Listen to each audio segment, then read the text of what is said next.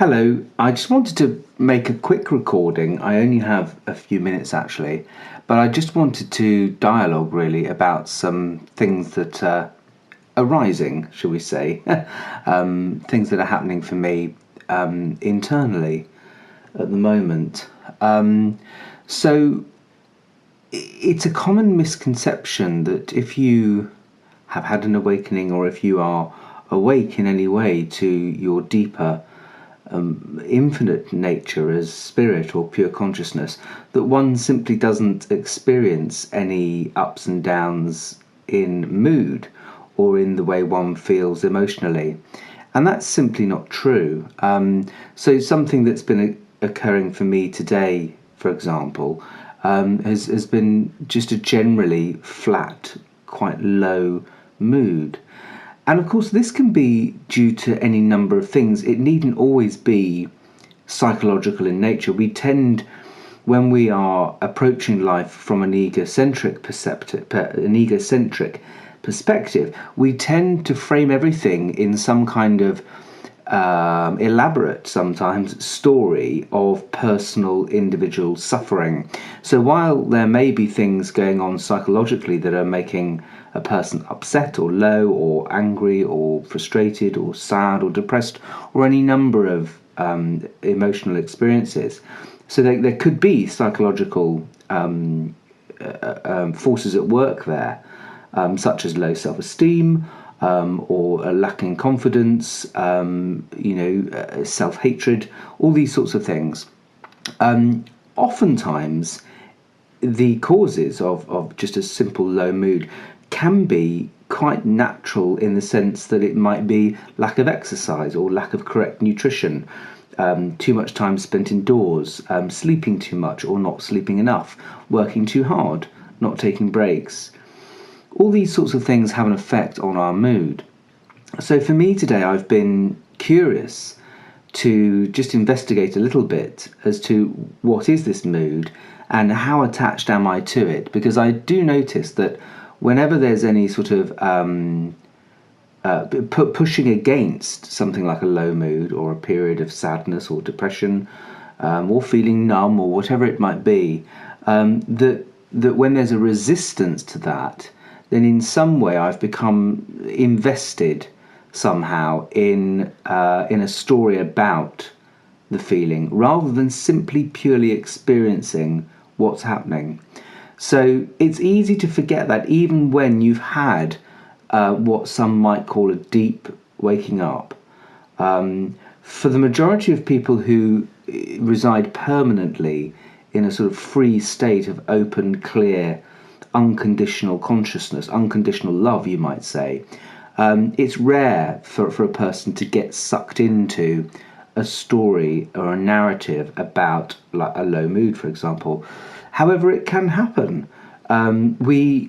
Part of waking up to our eternal nature is also that waking up to our eternal nature includes our humanity. It includes our individuality.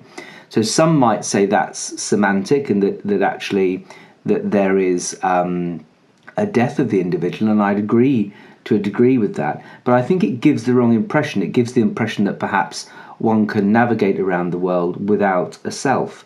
And while that might be true theoretically, in practice we don't experience it quite that way.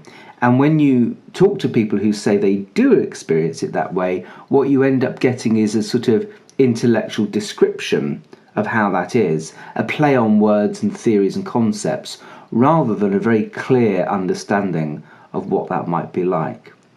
So this experience for me today has reminded me that it's still easy to get subtly identified with something like a low mood, and just the simple practice of observing it and noticing that when you're observing a low mood and you're observing an emotional experience, that there's no longer just this torturous experience of a sad person or a person in a low mood. There is this observing, witnessing consciousness that can watch the whole thing and yet remain completely unaffected by it.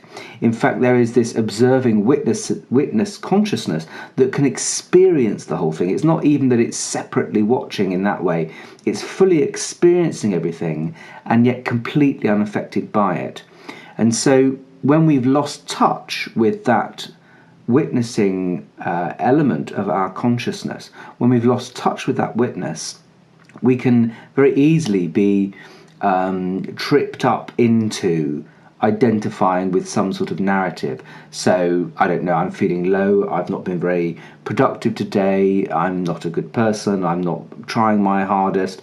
All these sorts of things and conclusions can be made, which naturally then lead us down the path of more of a psychological type of suffering, so that the low mood then is fueled by judgment of the low mood, judgment of the self, and so on. So I thought that was interesting to note today, that just that there began this sort of awareness that there was this feeling of feeling quite flat, and feeling that was an unpleasant experience, which it often is. However, when there's resistance to it and a kind of conclusion that this shouldn't be happening, then there's yet even more suffering, which in turn can lead to some forms of psychological suffering. So I thought that was interesting to note that. And there are many small practices like that we can engage in throughout the day that needn't be arduous, that are not about strenuous effort. They're simply about noticing what's happening now, and how part of our consciousness is really not enmeshed, it's not twisted up or knotted up within that. It's free within it. So it's not so much that there is this sort of separate consciousness within ourselves. It's not really like we're splitting ourselves in two, because that witnessing consciousness is completely, freely at large, if you like, within our own beingness, within our own consciousness. So I think that's really interesting to note, that quite often when people talk about a witnessing consciousness, they somehow imagine that there's two of me. There's this sort of egocentric self, which is generally messed up and involved in suffering and resistance to the way things are. And then there's this sort of part of myself which is free and clear and clean and living in complete unconditional acceptance, which is true. However, the actual experience of it is not that there are two of me, but that witnessing consciousness is completely freely flowing, if you like, alongside, within, and holding everything else. So it might be clearer to say that witnessing consciousness is what everything is appearing in. The entire world, every other person, all thoughts, all matter, all emotion, all ideas, all memory, all time is appearing in that vast, infinite space of pure, unconditional consciousness, pure potentiality. And then within that, we have our being. So our egocentric self, our idea of ourself, appears within that also. Our body, our mind, our past, our stories, our characteristics, our personality, and everything is appearing within that. So there is this utter freedom in which we have our being, and that it's not separate from our physical, finite, time-bound selves.